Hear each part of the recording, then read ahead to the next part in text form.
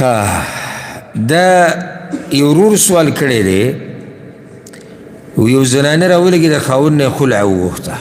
یو خلع یو طلاق دا مسله تاسو ته معلومه ده طلاق دی چې خاوند د خپل طرف نه ورکړي او خلع یې کیسئ ښځه مطالبه وکړي چې ما پرېږده یو خاوند خپله ښځه ته خلع ورکړه او خلع کې خدای چې زنانه به په مقابل کې څه ورکوي که نه یا به هغه مهر واپس کوي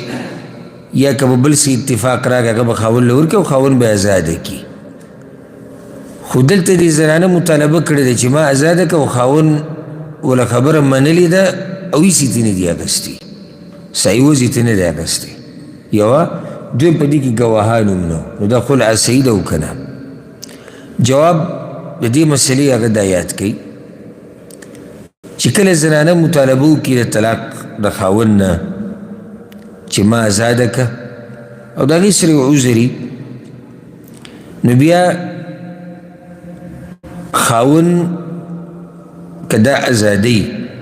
نو په مقابل کې به دا عوض ورکړي لکه قرآن کې دا خبره ذکر شوې فلا جناح علیهما فیما افتدت به الله وایي که دوی په دې راضي شي نو هېڅ ګناه په دواړو باندې نشتی که دا زنانه د دغه ازادۍ په مقابله کې څه ورکوي نو هغه داسې هم کیدی شي چې د خاوند ته پوره مهر واپس والي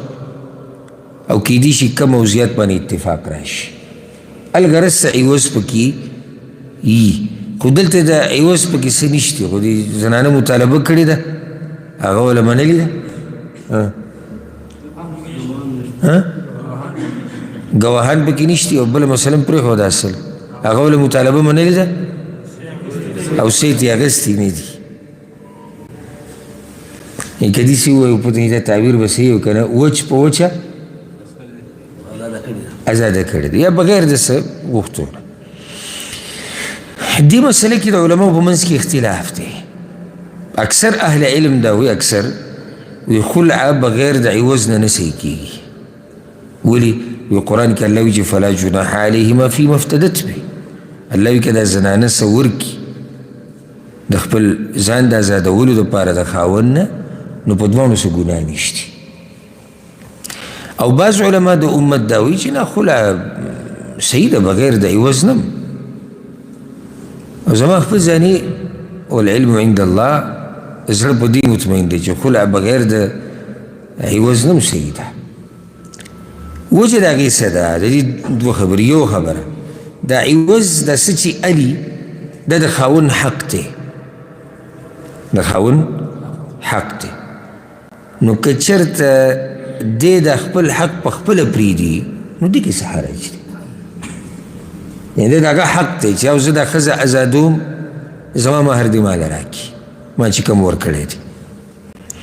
بل طرف ته هغه بل وایي چې زه ته هېڅ هم نه غواړم بس د هغه خپل حق دی خپل حق ورته معاف کو نو څوک دې مجبوره کوي چې نه ته به لازم د ده نه عوض لري او دویمه خبره هغه دا ده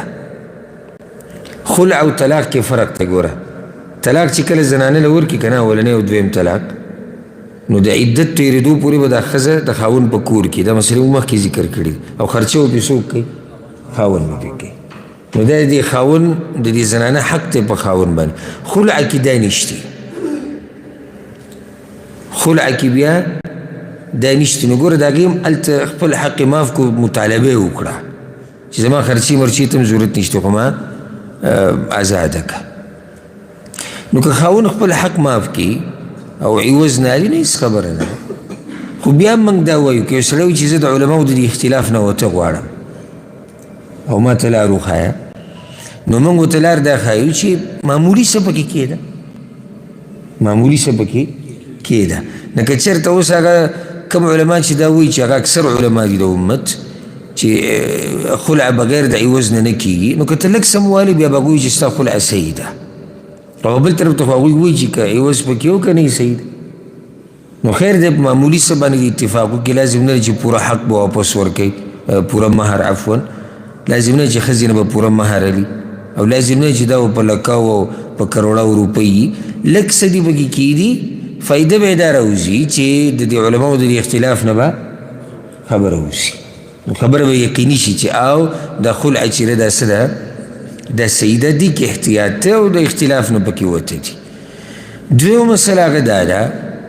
چې په خلع باندې ګواهان جوړول د واجب نه دي. نو که چېرته یو سړی خپله ښځه ازاده کړي او د هغې د خلع مطالبه ومني او په منځ کې ګواهان نه وي نو په دې کې څه حرج نشتی. دا خلع بالکل صحیح ده. والله اعلم.